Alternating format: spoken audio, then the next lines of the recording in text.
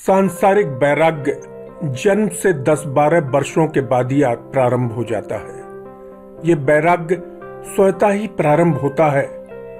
आज एक ऐसी कहानी लेकर आया हूं जो धन धान संपूर्ण होने के बाद भी व्यक्ति एक ऐसे परमार्थ के रास्ते की ओर चल पड़ता है जिससे औरों का जीवन उसके सानिध्य से ही निर्मल हो जाता है।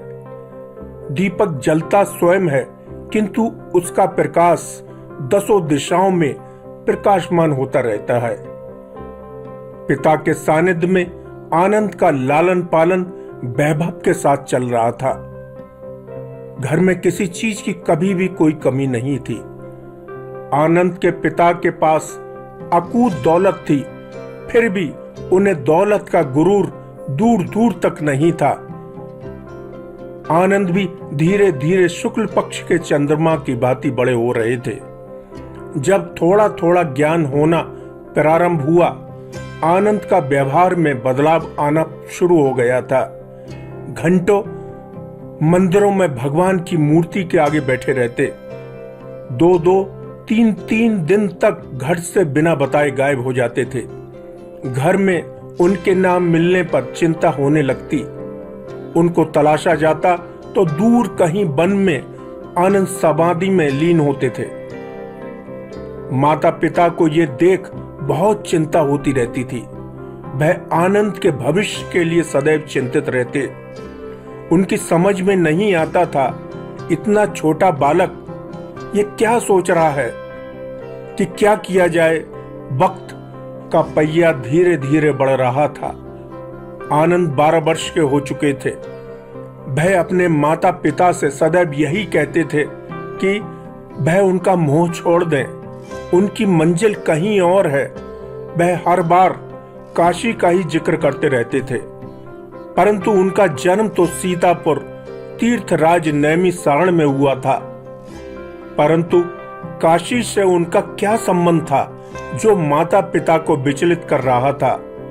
माता पिता ने आनंद के विषय में कई प्रकांड विद्वानों से सलाह भी ली थी, किंतु सब व्यर्थ रही। भगवान के प्रति उनकी आसक्ति निरंतर बढ़ रही थी। रात में एक दिन पूरा परिवार सोया हुआ था। आनंद के मन में तरह तरह के विचार घूम रहे थे। उनके नेत्र खुले हुए थे। वह एक टक छत को निहार रहे थे। नए नए विचार घूम रहे थे जो उन्हें अंदर से हिला रहे थे।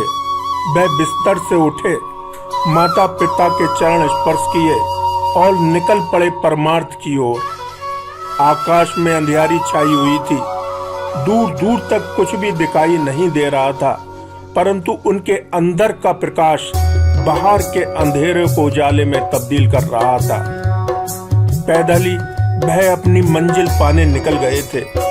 रात दिन चलते चलते वह काशी पहुंच गए थे।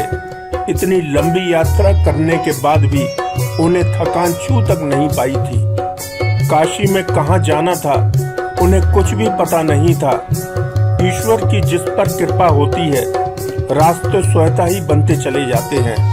उनके साथ भी वैसा ही होने जा रहा था। श्री करपात्री महाराज नित्य की भांति गंगा स्नान करके आश्रम की ओर लौट रहे थे। चबूतरे पर आनंद उन्हें बैठे दिखाई दिए। वह बोले, आनंद आ गए? मैं कब से तुम्हारा इंतजार कर रहा था। आनंद विस्मय से श्री करपात्री जी महाराज को अपलक निहारे जा रहे थे। करपात्री जी महाराज की आंखों में बात्सल उमड़ रहा था। अश्रु की धारा बह रही थी। नाव को अब किनारा मिल गया था। दोनों आश्रम पहुंच चुके थे। आनंद का नाम अब आनंद चैतन्य हो चुका था। करपात्री जी महाराज के सानिध्य में ही उन्होंने श्री विद्या शक्ति साधना एवं पीताम्बरा बगलामुखी शक्ति साधना को पूर्ण किया। श्री करपात्री जी महाराज ने संपूर्णानंद संस्कृत विश्वविद्यालय एवं काशी विद्यापीठ वाराणसी की ओर आनंद चैतन्य को प्रेरित किया, जहां से उन्होंने डॉक्टरेट की डिग्री हासिल की। तपोभूमि कामाख्या शक्तिपीठ आसाम एवं विंध्यवासिनी शक्तिपीठ मिर्जापुर से भी शिक्षा पाई। विराट शक्तिपीठ ब्रह्मलीन जगतगुरु जगदाचार्य स्वामी सुपरमानंद सरस्वती महाराज के सानिध्य में भगवान को अति सूक्ष्म रूप में स्वयं के करीब पाया। काली साधना तभी से उनके मन में प्रकट हुई और उन्होंने उसे पूर्ण भी किया। श्री आनंद चैतन्य महाराज दयालु जी ने काशी में करपात्री शक्ति पीठम की स्थापना के साथ कई संस्थानों का गठन एवं संचालन भी किया।